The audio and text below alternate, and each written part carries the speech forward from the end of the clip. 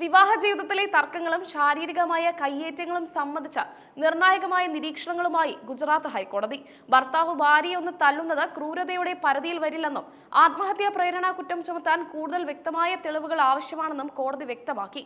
വർഷങ്ങൾ നീണ്ട നിയമ പോരാട്ടത്തിനൊടുവിൽ ഭാര്യയുടെ ആത്മഹത്യയുമായി ബന്ധപ്പെട്ട ശിക്ഷിക്കപ്പെട്ട ഭർത്താവിനെ വെറുതെ വിട്ടുകൊണ്ടാണ് ജസ്റ്റിസ് ഗീതാ ഗോപി ഈ സുപ്രധാനമായ വിധി പുറപ്പെടുവിച്ചത്. സ്ത്രീധന പീഡന വിരുദ്ധ നിയമങ്ങളുടെ വ്യാഖ്യാനത്തിൽ വലിയ ചർച്ചകൾക്ക് വഴിമരുന്നിടുന്നതാണ് ഈ ഉത്തരവ്. 1996 വൽസാഡിലെ പഹാഡ്പാഡിൽ നടന്ന പ്രമീള എന്ന 23-കാരിയുടെ ആത്മഹത്യയാണ് കേസിന് ആധാരം. വിവാഹം കഴിഞ്ഞ ഒരു വർഷത്തിനുള്ളിൽ പ്രമീള ജീവൻ ഒടുക്കിയതിനെ തുടർന്ന് ഭർത്താവ് ദിലീപ് വർലിക്കെതിരെ ആത്മഹത്യാ പ്രേരണയ്ക്കും ഗാർഹിക പീഡനത്തിനും പോലീസ് കേസെടുത്തിരുന്നു. 2003 വൽസാഡിലെ സെഷൻസ് കോടതി ദിലീപ് വർലിയെ കുറ്റക്കാരനാണെന്ന് കണ്ടെത്തുകയും 7 വർഷം തടവിന് ശിക്ഷിക്കുകയും ചെയ്തു. ഈ ശിക്ഷാ വിധിക്കെതിരെ ദിലീപ് സമർപ്പിച്ച അപ്പീൽ പരിഗണിക്കവെയാണ് ഹൈക്കോടതിയിൽ നിന്ന് ഇത്തരമൊരു നിരീക്ഷണം ഉണ്ടായത്. ഭാര്യ സ്വന്തം വീട്ടിൽ ഒരു ദിവസം കൂടുതൽ താമസിച്ചതിന്റെ പേരിൽ ഭർത്താവ് ഒന്ന് തല്ലിയത് ക്രിമിനൽ പീഡനമായി കാണാനാവില്ലെന്ന് കോടതി നിരീക്ഷിച്ചു. ദാമ്പത്യ ജീവിതത്തിനിടയിൽ ഉണ്ടാകുന്ന ഇത്തരം ഒറ്റപ്പെട്ട സംഭവങ്ങൾ ആത്മഹത്യയിലേക്ക് നയിക്കുന്ന പ്രേരണയായി കണക്കാക്കാൻ കഴിയില്ലെന്നാണ് കോടതിയുടെ പക്ഷം. രാത്രി വൈകി വീട്ടിലെത്തിയതിനെ ഭാര്യ ചോദ്യം ചെയ്യുന്നതും തുടർന്നുണ്ടാകുന്ന വഴക്കുകളും സ്വാഭാവികമാണെന്ന് ജസ്റ്റിസ് ഗീതാ ഗോപി അഭിപ്രായപ്പെട്ടു. സാധാരണ കുടുംബങ്ങളിൽ ഇത്തരം വാഗ്വാദങ്ങൾ അസാധാരണമല്ലെന്നും അത് നിയമപരമായ ക്രൂരത എന്ന നിർവചനത്തിൽ പെടുത്താനാകില്ലെന്നും വിധിന്യായം വ്യക്തമാക്കുന്നു. ഭാര്യയുടെ ആത്മഹത്യയിൽ ഭർത്താവിന് പങ്കുണ്ടെന്ന് സ്ഥാപിക്കാൻ പീഡനം തുടർച്ചയായ ഒന്നായിരുന്നു എന്ന് തെളിയിക്കേണ്ടതുണ്ട്. ജീവിതം അസഹനീയമാക്കുന്ന തരത്തിലുള്ള പീഡനങ്ങളും മാനസിക സമ്മർദ്ദങ്ങളും ഉണ്ടായിരുന്നുവെങ്കിൽ മാത്രമേ IPC 306 വകുപ്പ് പ്രകാരം ആത്മഹത്യാ പ്രേരണ കുറ്റം നിലനിൽക്കൂ. കീഴ്ക്കോടതി വിധിയെ പുനഃപരിശോധിച്ച ഹൈക്കോടതി ദിലീപ് വർലിക്കെതിരെ ഹാജരാക്കിയ തെളിവുകൾ ദുർബലമാണെന്ന് കണ്ടെത്തി. ഒരു തവണയുണ്ടായ മർദ്ദനം ഒരു യുവതിയെ ആത്മഹത്യയിലേക്ക് നയിക്കാൻ പര്യാപ്തമായ കാരണമല്ലെന്ന് കോടതി വിലയിരുത്തി.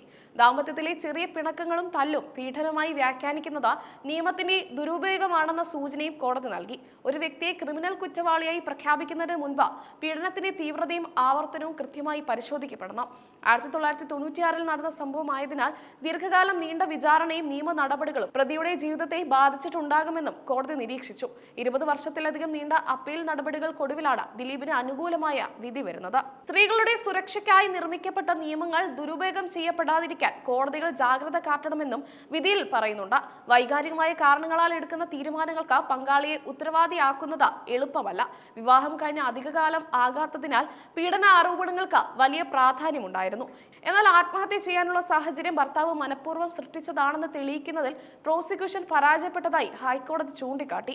കുടുംബ ബന്ധങ്ങളിലെ സ്വാഭാവികമായ അസ്വാരസ്യങ്ങളെയും ക്രിമിനൽ കുറ്റങ്ങളെയും വേർതിരിച്ച് കാണേണ്ടത് അത്യാവശ്യമാണെന്ന് കോടതി ഓർമ്മിപ്പിച്ചു. ചെറിയൊരു തർക്കത്തിന്റെ പേരിൽ ഉണ്ടാകുന്ന അനിഷ്ട സംഭവങ്ങൾ എല്ലായ്പ്പോഴും പ്രേരണാ കുറ്റമാകില്ല.